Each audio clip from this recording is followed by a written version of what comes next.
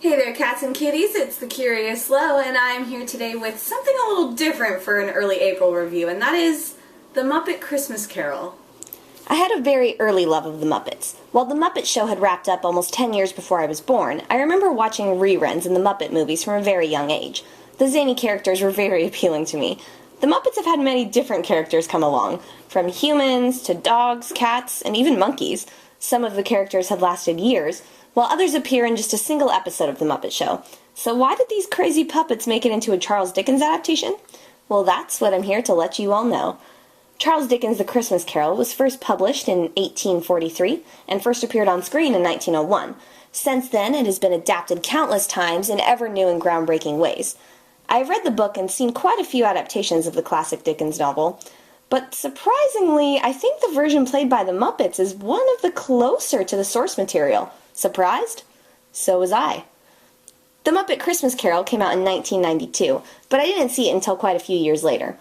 By the time I did see it, I had already come to know and love the story in many of its varying adaptations, including the book, and up until then I hadn't seen my favorite part of the novel portrayed on screen, Dickens' way of describing things. Enter Gonzo and Rizzo the Rat. A blue furry Charles Dickens who hangs out with a rat? Gonzo as Dickens is actually quite genius. It gives an insight to the story of the Christmas Carol that few other adaptations have been able to do. Gonzo is relentless in telling Rizzo that he is Mr. Dickens, stating, "Storytellers are omniscient. I know everything," just before correctly predicting Scrooge's actions. Gonzo gets the chance to deliver wonderful lines straight from Dickens. Lots of exposition and descriptions, seamlessly integrated with the comedy. Lines like, "The Marleys were dead to begin with," and "He was a tight-fisted hand to the grindstone." It ironically gives the movie full of puppets the feel of a classic Dickens tale. Rizzo is one of my favorite Muppets. He serves his regular purpose of playing Gonzo's punching bag in the movie. A bit of slapstick humor never hurt anyone, right? He also plays the part of the audience, first scoffing at Gonzo's Dickens, but eventually coming to believe it, even going so far as to call him Charlie, Mr. Dickens! Kermit as Bob Cratchit is perfect. This portrayal of Bob is sweet and innocent, and Kermit has the sort of purity that lends itself well to the Christmas-loving clerk. Now, Ebenezer Scrooge, played by Michael Caine. It goes without saying that this man is a fabulous actor. Michael does a good job of treating the Muppets as actors and not puppets. He helps you suspend disbelief, causing you to quickly descend into this Muppet-populated world. His ability to show anger and laughter at a Muppet is great, and you would never guess that he's standing feet above the puppeteers. As Scrooge goes through his metamorphosis into the kind and caring philanthropist, you see him slowly change his demeanor. In the opening sequence, he is stiff and rude, to the last when he is skipping about merrily, but no scene is so crucial in showing his transformation as the one scene that they cut out. When Love Is Gone is sung by Scrooge's young love, Belle. The scene was cut out of the theatrical version, unfortunately, as it apparently made children in the focus groups restless. But they have included it on both the VHS and DVD release of the movie, and it is still by far my favorite scene, as it showcases Michael Caine's acting spectacularly. You watch him sing along with the haunting words of his lost love, reliving the pain that he went through all those years ago. The regret is palpable, particularly when he begins to sing the song with Belle, slowly beginning to cry. Obviously, I find his performance brilliant. One of the harder things to transfer to screen is Jacob Marley, but this movie delivers. The moments leading up to this scene are incredibly creepy. They even blatantly point it out. Rizzo asks Gonzo if the kids can handle the scary stuff that's happening. Gonzo brushes it off, saying, "Don't worry, it's culture." Once the song has begun, the creepiness lets up again as the perfect casting of Statler and Waldorf as the Marley brothers tell Scrooge how he is doomed, and what he is in for if he doesn't change his life and get rid of the chains he is forging with his actions. The scene scared the crud out of me as a kid, and still gives me some chills when the chains come out of the darkness to wrap around Scrooge. The ghost of Christmas Past is particularly wonderful. I've seen this ghost portrayed a variety of ways, but this young girl floating in midair gives an air of foreboding, without simply being all-out scary. I love showing the past as a child, still young, albeit forever growing.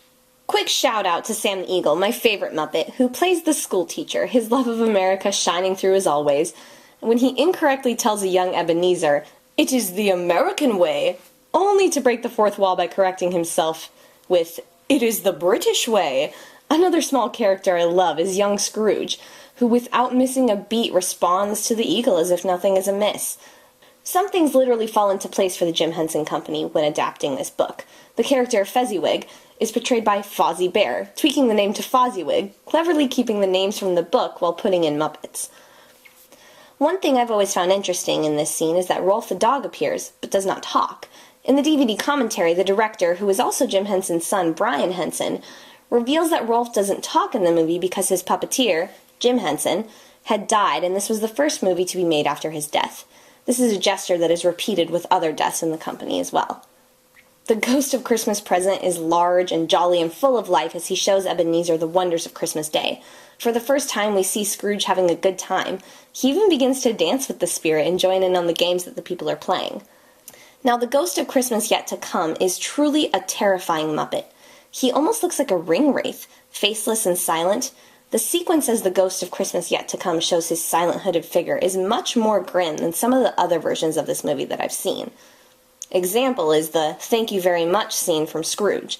While that version certainly has a sort of sick humor to it, this scene is downright creepy. Everyone is talking of this mysterious man who has passed. Both you and Scrooge know it's him, even though he's unwilling to admit it. And then, from the creepy scene to a very convincing scene of mourning done entirely by Muppets. Seeing the children try to be strong for their mother, Miss Piggy, as she sobs over the supper, the juxtaposition of their greeting earlier in the movie to the one we see now is truly heartbreaking. As Bob stiffens up to address his entire family, you can really see how this scene would affect Scrooge. Overall, the transition from book to screen for this movie is done quite well. You don't feel like they lose sight of the original tale, even though this movie is for children. I will admit that nostalgia gives me a bit of rose-colored glasses when it comes to this movie, though. There are the occasional scenes of needless humor that just keep the little guys interested. My least favorite is near the beginning of the movie when Kermit feels the need to join in on an over-the-top ice skating party with some penguins. It proceeds to show off Kermit and Gonzo sliding around without any real importance to the story. Another point in the movie where everyone is suddenly dancing to country hoedown music. It feels over the top, and only serves to show off some of the Muppets who don't have a starring role. But even with those small complaints, I still feel like this movie is fantastic. The care that went into producing a faithful adaptation that would appeal to both children and adults is obvious and quite welcome. I'm going to give The Muppet Christmas Carol an 8 out of 10.